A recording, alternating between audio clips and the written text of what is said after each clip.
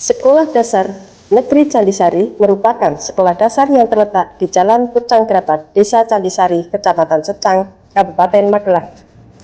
SD Negeri Candisari sudah berdiri sejak tahun 1961. Hingga saat ini telah berhasil meluluskan anak-anak yang berprestasi dengan membanggakan.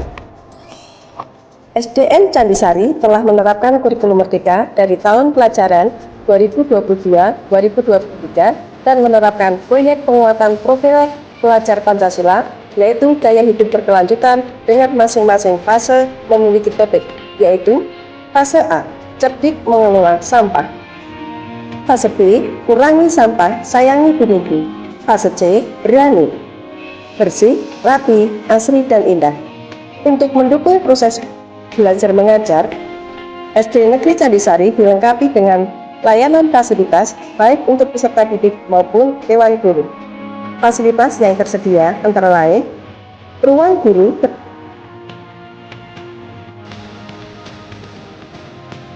terdiri dari 6 kelas, yaitu kelas 1 hingga kelas 6.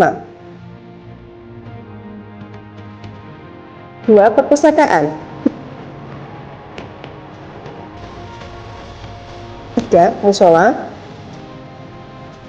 4 UKS, 5 lab komputer, 6 lapangan olahraga.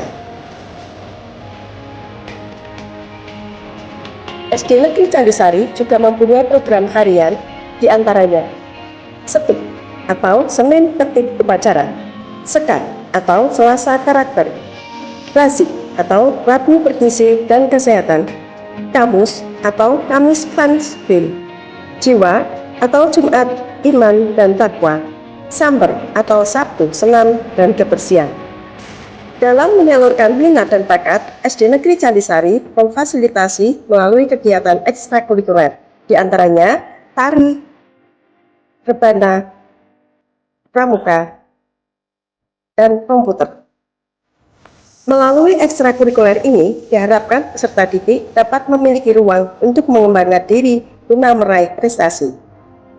Dewan Guru dan Kepala Sekolah selalu mengupayakan agar peserta didik mampu dan terus mengukir prestasi, serta memiliki karakter dan keterampilan sesuai keahliannya masing-masing, sehingga prestasi dan keterampilan yang dimiliki akan semakin meningkat dan berkualitas.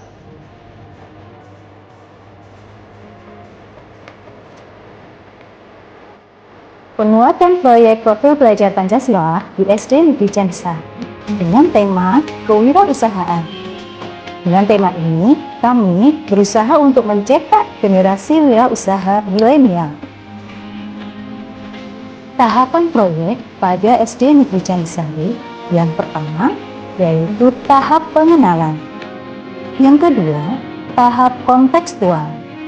Ketiga, tahap perencanaan. Dilanjutkan yang keempat, tahap aksi. Dan yang terakhir adalah tahap refleksi.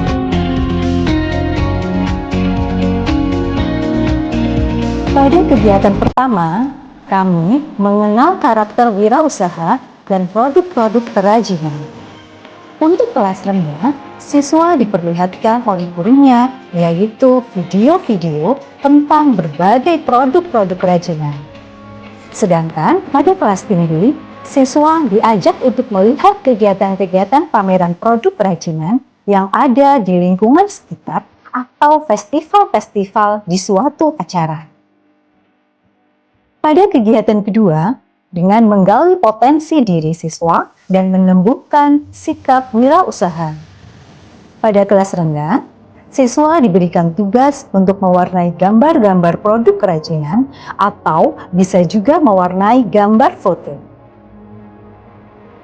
Pada kelas tinggi, siswa diminta untuk menggambar kerajinan atau toko yang diinginkan.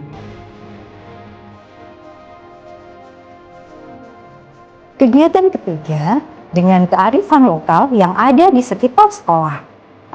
Siswa diajak keliling di sekitar sekolah untuk mengamati tempat-tempat membuat kerajinan atau produk-produk yang ada di daerah sekolah. Yang kedua, siswa mewawancarai pemilik kerajinan tersebut.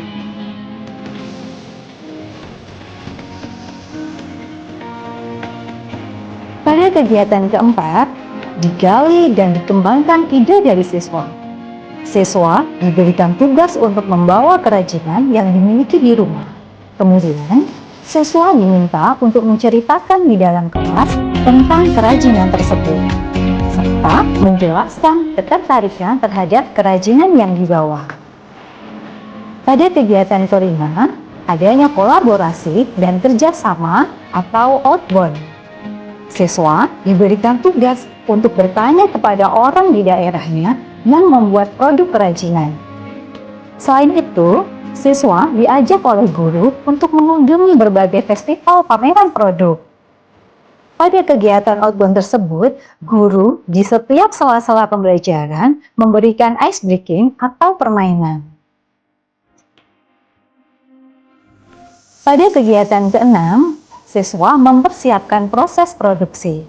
Dengan cara yang pertama, siswa diminta untuk membuat produk-produk kerajinan yang disukai atau memanfaatkan barang-barang bekas yang ada di lingkungan sekolah untuk dibuat berbagai produk-produk kerajinan. Siswa membuat daftar bahan-bahan yang akan digunakan untuk membuat produk-produk kerajinan. Pada kegiatan ketujuh, produksi barang-barang kerajinan oleh siswa dengan kerjasama dengan sekolah. Sekolah mendatangkan dari komunitas bank sampah di sekitar sekolahan untuk mengajarkan pemanfaatan atau pembuatan barang-barang bekas menjadi kerajinan. Setelah itu, siswa didampingi guru dalam membuat produk-produk kerajinan. Pada kegiatan 8 adalah proses packaging. Siswa diperlihatkan video-video tentang bagaimana proses pengemasan produk agar lebih menarik. Siswa diberikan pembelajaran cara proses pembuatan label dan logo untuk dijadikan identitas kerajinan sebelum dipasarkan. Pada kegiatan 9, yaitu kegiatan pemasaran produk. Di sini, siswa diajarkan bagaimana cara pengambilan gambar produk kerajinan untuk dipasarkan supaya lebih menarik. Selanjutnya, siswa diajarkan memanfaatkan teknologi untuk memasarkan barang kerajinan yang akan dijual melalui media sosial. Kegiatan selanjutnya yaitu kegiatan Market Day. Pada Market Day ini, siswa membuka pasar di sekolah untuk menjual produk-produk hasil kerajinan. Siswa menjual di sekitar sekolah untuk menjual produk-produk kerajinan secara berkeliling.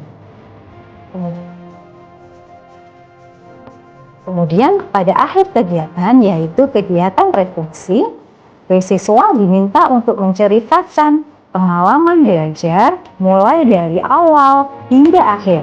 Kemudian apa saja kesulitan atau hambatan yang menjadi permasalahannya, sehingga dapat dijadikan perbaikan untuk kegiatan selanjutnya. Ada beberapa hambatan bagi saya untuk membuat kerajinan. Salah satunya adalah kesulitan dalam mengatasi frustasi. Saya pernah merasa frustasi ketika kerajinan saya tidak berjalan dengan baik. Tapi kemudian saya belajar bahwa itu adalah bagian dari proses belajar. Jangan pernah menyerah. Ayo bersama-sama menemukan kesenangan dalam menciptakan sesuatu yang unik dan istimewa.